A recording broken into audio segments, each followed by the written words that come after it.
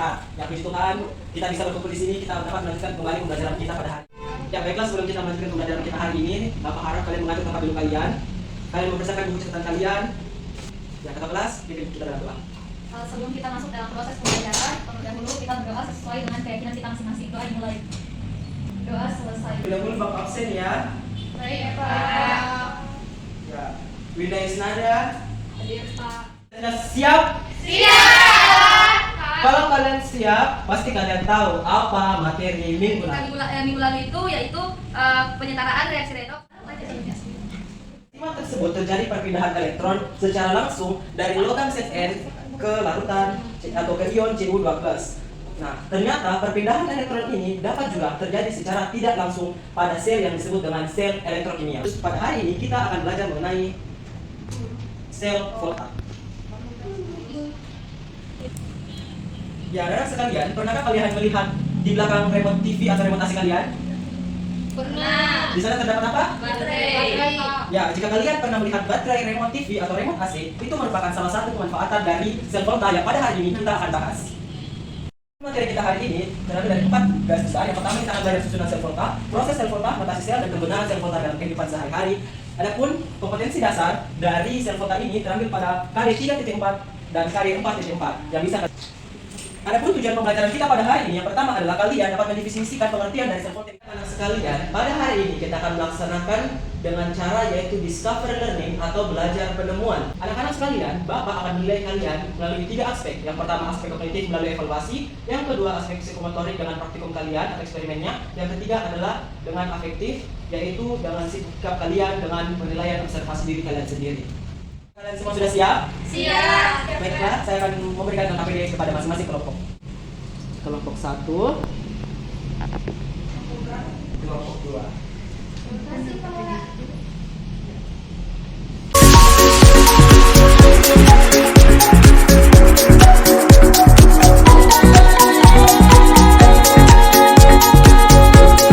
Jadi anak-anak, pada LKPD kalian ada percobaan yang harus kalian lakukan di tiap-tiap masing kelompok.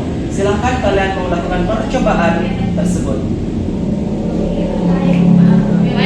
Jadi kutub negatifnya itu berada pada kabel hitam yang akan kita jepitkan paku di dalamnya. Kabel merah ini atau penjepit buaya merah ini merupakan kutub positif yang akan kita jepitkan uang logam.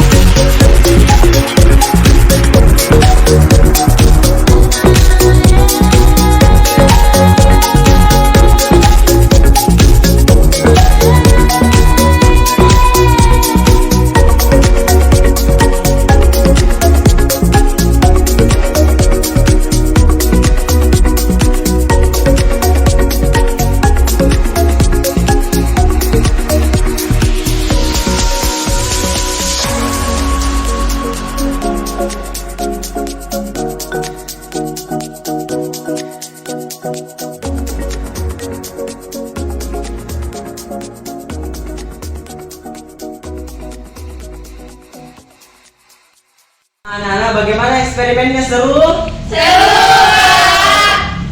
Ya, jadi setelah kalian melakukan percobaan tadi, apa sih yang bisa kalian amati atau apa pernyataan pertanyaan yang dapat muncul? Saya, Pak. Ya, silakan adik.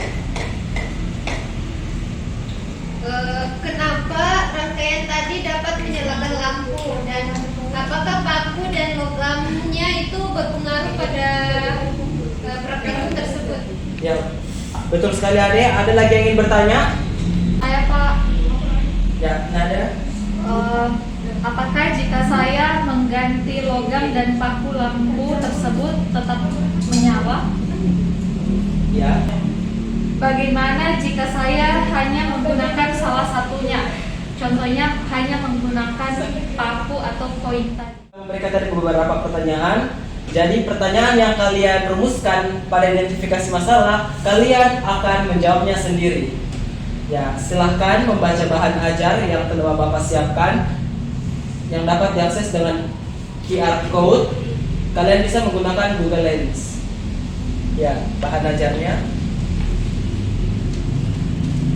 Kalian scan, silahkan kalian baca dan silahkan kalian diskusikan dengan teman-teman kalian mengenai beberapa pertanyaan kalian tadi. Untuk tambahan, kelompok 1 akan membahas mengenai susunan sel volta dan juga notasi sel, dan kelompok 2 akan membahas kegunaan sel volta dalam kehidupan kita sehari-hari. Ya, silahkan diskusi. Apakah ada yang ingin ditanyakan atau ada yang kesulitan untuk kita diskusikan? Yang bermasalah atau ada yang perlu diskusikan lebih lanjut? Tidak ada. Diskusi kalian telah selesai? Sudah Pak. Ya, kalau begitu mari kita mendengarkan temuan dari kelompok 1. Kita beri aplaus dulu ke kelompok 1. Jadi saya perwakilan dari kelompok 1 akan mempresentasikan temuan kami terkait dengan materi sel volta dan percobaan yang dilakukan tadi. Jadi, mengapa pada rangkaian lampu menyala? Karena terjadi perubahan reaksi kimia menjadi reaksi listrik yang disebabkan oleh reaksi redoks spontan yang terjadi pada elektroda logam dan paku karena beda potensial antara benda tersebut. Koin berperan sebagai katoda dan paku sebagai anoda. Jadi pada sel volta terjadi pemisahan reaksi redoks menjadi dua bagian, yaitu setengah reaksi oksidasi di anoda dan setengah reaksi reduksi di katoda. Adapun reaksi yang terjadi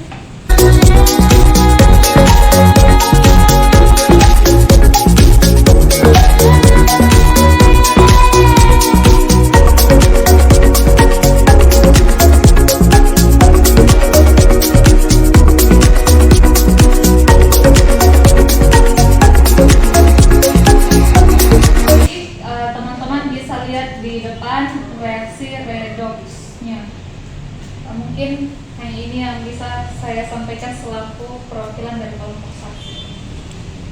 Ya, itulah tadi dari temuan dari kelompok 1. Silakan kelompok 2 untuk mempresentasikan hasil temuannya.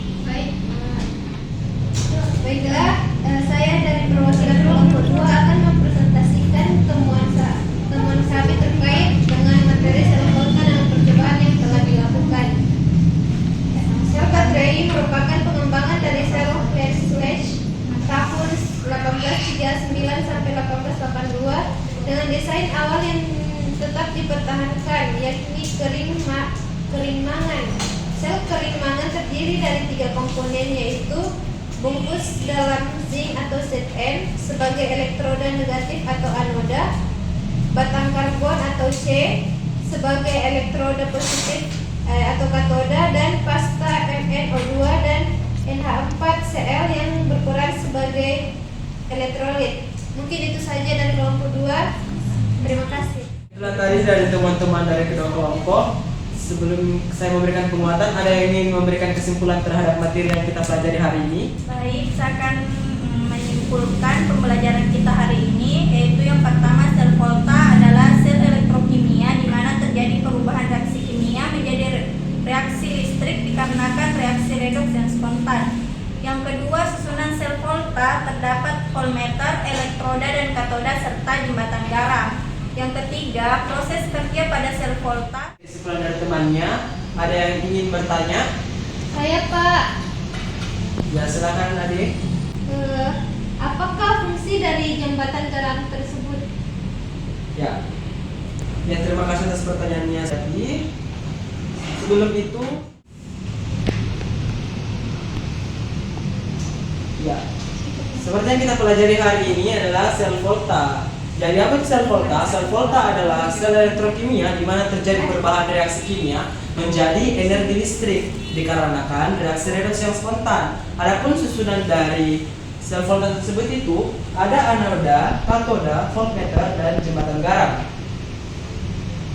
Nah, bisa kalian lihat pada slide yang di atas, terjadi rangkaian sel volta antara anodanya adalah Zn dan katodanya adalah Cu.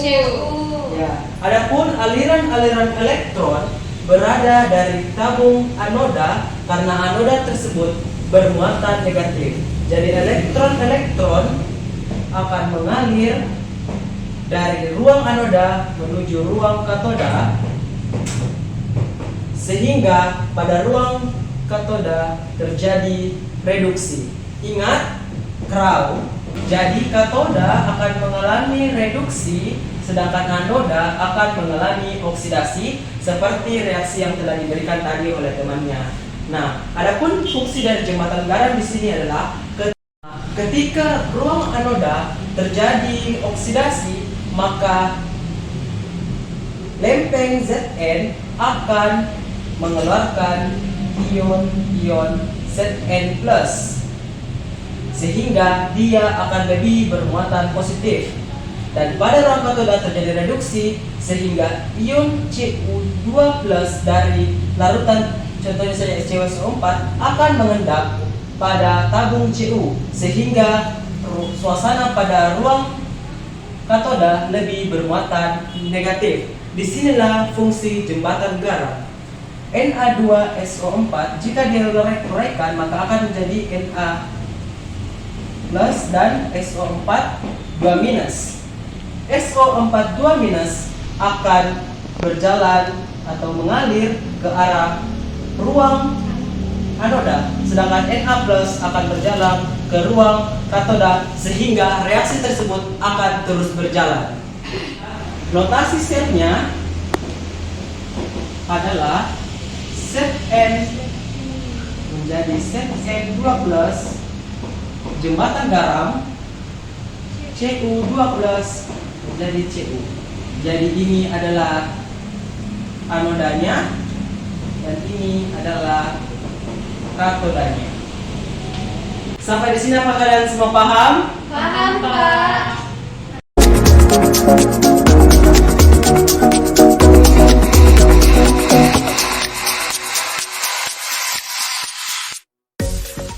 Itu mari kita beri aplaus untuk diri kita masing-masing karena telah dengan gembira dan dengan semangat telah melaksanakan pembelajaran ini. Seperti yang Bapak bilang sebelumnya, akan ada penilaian secara kognitif, yaitu kalian akan melakukan evaluasi. Silakan berikan ke belakang. Skip. Yang saya berikan 15 menit ya, kalau sudah silakan kumpul. Baik. Setelah habis silakan kalian mengumpulkan.